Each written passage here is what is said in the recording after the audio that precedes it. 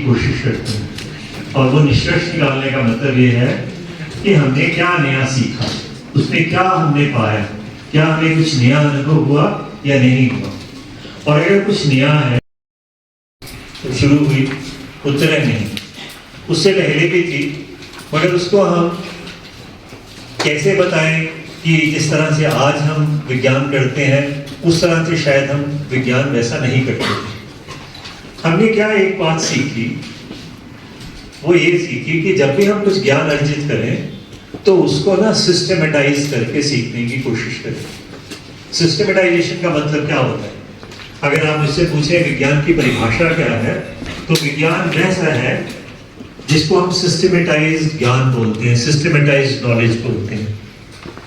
तो हमने systematise knowledge की कई ब्रांचेस देखी, केमिस्ट्री है, फिजिक्स है, बायोलॉजी है, साइकोलॉजी है, पॉलिटिकल साइंस है, ये सारे सिस्टमेटाइज नॉलेज है। और सौभाग्य से जो हमारा संविधान है उसमें एक हमारी ड्यूटी जो है वो तय की गई है, वो है कि हमको साइंटिफिक टेम्पर अपने आप में डेवलप करना है। साइंटिफिक टेम्पर का मतलब क्या है कि हमें वैज्ञानिक सोच अपने अंदर बनानी है। मोबाइल पर अगर मैं अब ये कहूँ, ये मोबाइल जो है ना, इसमें जो कुछ हम करते हैं उसके पीछे पिछले 100 वर्षों में जो कुछ हुआ उसका बहुत जबरदस्त योगदान है, और वही मैं बातचीत आपके साथ आज करने के लिए आया हूं। पता नहीं आपको मालूम है या नहीं, 1925 में एक नया विषय स्टार्ट हुआ भौतिकी में, और उसको नाम दिया गया क्वांटम मैकेनिक्स। हिंदी में उसको बोलें तो कहेंगे हम क्वांटम यांत्रिकी। पर ये नहीं है कि 1925 में ही ये स्टार्ट हुआ, उससे पहले बहुत कुछ काम हो रहा था उसके ऊपर। धीरे धीरे धीरे धीरे हम एक ही स्टेज पे आने लगे कि हमको लगा अब हमें कुछ नया और सोचने की ज़रूरत है जो हम प्रयोगों में देख रहे हैं। तो ये कहानी वास्तव में शुरू होती है न्यूटन के साथ। आप में से कितने लोगों ने न्यूटन का नाम नहीं सुना है? हाथ खड़ा करेंगे। सबने सुना है। न्यूटन ने क्या किया? न्यूटन ने क्या किया? ग्रेविटेशनल फोर्स की खोज करी थी। ये देखो, इन्होंने बताया कि न्यूटन ने ग्रेविटी के बारे में हमें बताया, और शायद न्यूटन के सिद्धांतों के बारे में भी हमें बताया। पर न्यूटन का एक प्रयोग बच्चों को बहुत प्यारा लगता है। वो प्रयोग पता क्या है? कि अगर हम सफेद प्रकाश लें और उसको हम एक प्रिज्म में से पास करें तो वो 7 रंगों में विस्तृत हो जाता है। इसको हम अंग्रेजी में क्या कहते हैं? डिस्पर्शन। ये एक प्रयोग उसने किया।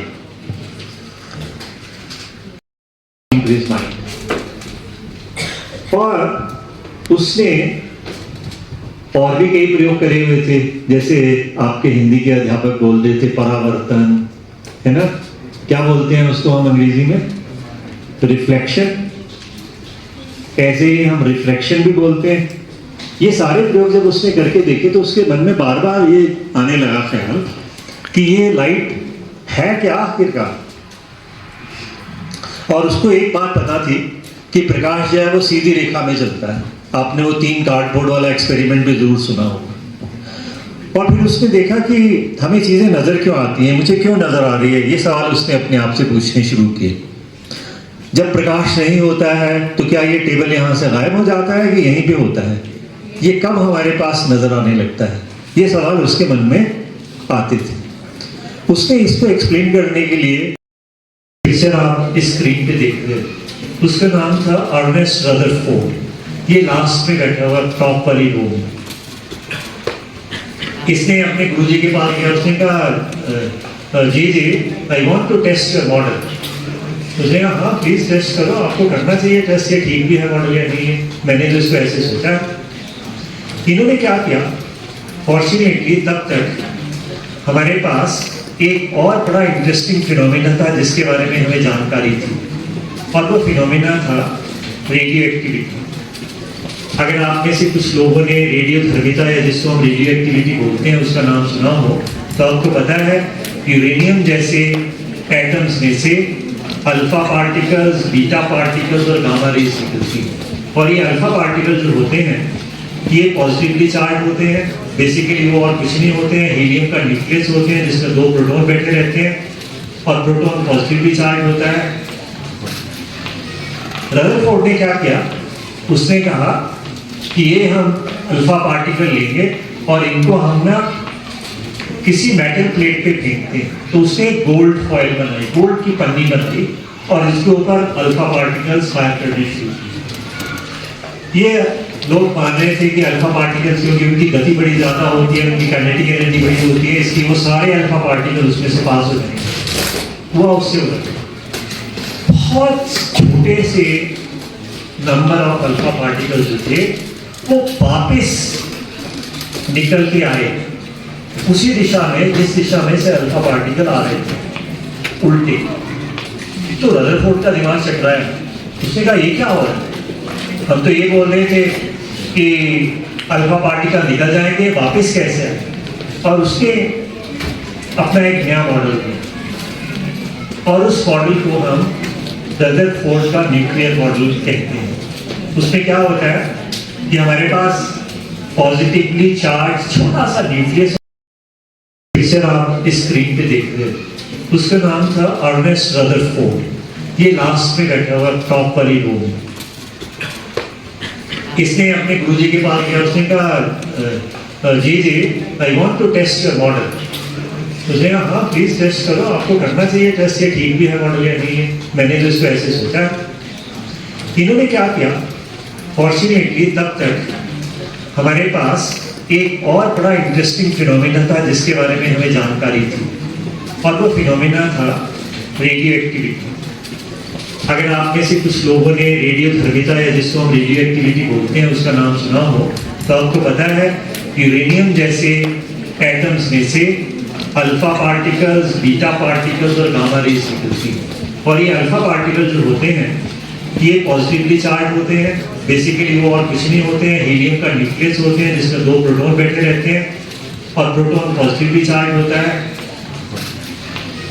रदरफोर्ड ने क्या किया, उसने कहा कि ये हम अल्फा पार्टिकल लेंगे और इनको हम ना किसी मेटल प्लेट पे फेंकते हैं। तो उसने गोल्ड फॉइल बनाई, गोल्ड की पन्नी बनाई और इसके ऊपर अल्फा पार्टिकल्स फायर करने शुरू किए। ये लोग मान रहे थे कि अल्फा पार्टिकल्स क्योंकि उनकी गति बड़ी ज़्यादा होती है, उनकी काइनेटिक एनर्जी बड़ी होती है, इसलिए वो सारे अल्फा पार्टिकल उसमें से पास हो जाएंगे। वो उससे उधर बहुत छोटे से नंबर ऑफ अल्फा पार्टिकल जो थे वो वापस निकल के आए उसी दिशा में जिस दिशा में से अल्फा पार्टिकल आ रहे थे, उल्टे। तो रदरफोर्ड का दिमाग चट रहा है, उसने कहा ये क्या हो रहा है, हम तो ये बोल रहे थे कि अल्फा पार्टिकल निकल जाएंगे, वापस कैसे आए। और उसने अपना एक नया मॉडल दिया और उस मॉडल को हम रदरफोर्ड का न्यूक्लियर मॉडल कहते हैं। उसमें क्या होता है कि हमारे पास पॉजिटिवली चार्ज छोटा सा न्यूक्लियस।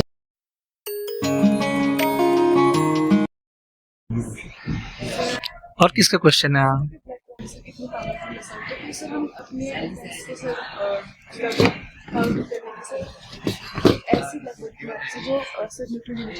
आपने देखा, आपने सुना है हमारे पास ना stealth aeroplane, STEALTH, stealth aeroplane. वो क्या है कि उसका हमें पता ही नहीं लगता है कि वो है। उनमें हमने ना यही ब्लैक बॉडी का आइडिया इस्तेमाल किया। जैसे मैंने ना अपने रडार से कोई देख ली, रडार कैसे पता लगाता है कि वो वहाँ पे एरोप्लेन है, वहाँ से ना वो एब्जॉर्ब नहीं होती, रिफ्लेक्ट होकर वापस मेरे पास आती है। हम लोगों ने क्या किया, ऐसे मटेरियल कि अगर मैं अब एक फेंकूंगा तो वहीं एब्जॉर्ब हो जाएगी, सिग्नल वापस नहीं आएगा, तो मुझे पता ही नहीं लगता। तो ऑलरेडी इन आइडियाज़ को ना हम बड़े डिफरेंट तरीके से इस्तेमाल करते हैं और उसको बड़ी हैरानी होगी कि मैं बोलूँगा कि जो हमारा सन है इसमें ब्लैक होता है, मगर ब्लैक का मतलब ये नहीं होता है कि वो काली है। ब्लैक का मतलब है कि वो उसके ऊपर जब भी कोई रेडिएशन जाएगी तो कम्प्लीटली उसको एब्जॉर्ब है ना। मजा आया? और किसका क्वेश्चन है? ओके, ये लड़की रुक जा मैम, इसको एक चॉकलेट दे दो। लाइट की स्पीड के पास आती जाती है तब उसके लिए टाइम फ्लोर का लगता है। क्वेश्चन पूछने के लिए। जब वो लाइट की स्पीड थ्योरेटिकल अगर तो टाइम पहुंच जाएगा, लेकिन अगर कुछ होकर वो लाइट की स्पीड से आगे हो जाए तो उसके लिए टाइम रिवर्स हो सकता है। देखो अभी तक तो जो हमारे ऑब्जर्वेशन है वो ये बोलती हैं कि हम लाइट की स्पीड को क्रॉस नहीं कर सकते। ये फैक्ट है, एक्सपेरिमेंट्स हमने करे हुए, ये लिमिट है। मगर एक इंडियन साइंटिस्ट हुआ, उसका नाम अभी उसके पीछे कोई 1 साल पहले डेथ हुई, उसका नाम था ECG सुदर्शन। उसने ना एक पार्टिकल की कल्पना करी हुई है, इसका नाम है टैक्योन्स। नाम याद रखना, नहीं भूलना जरा टैक्योन्स नाम। और उसने बताने की कोशिश की थी कि ये टैक्योन्स जो है ये barrier of the speed of light को क्रॉस कर जाते हैं। उसने थ्योरी दी थी, और वो वैज्ञानिक इतना महान था, उसको नोबेल प्राइज मिलना चाहिए। उसने एक और थ्योरी दी थी पार्टिकल फिजिक्स में, और अनफॉर्चुनेटली जिसने उसकी थ्योरी को इस्तेमाल किया उसको तो नोबेल प्राइज दे दिया गया, मगर उसको नहीं दिया। और अगर उसको मिलता तो मेरे को लगता है बहुत अच्छी बात होती। उसका नाम था ECG सुदर्शन, है ना, याद रखना। ये वो पहला व्यक्ति था जिसने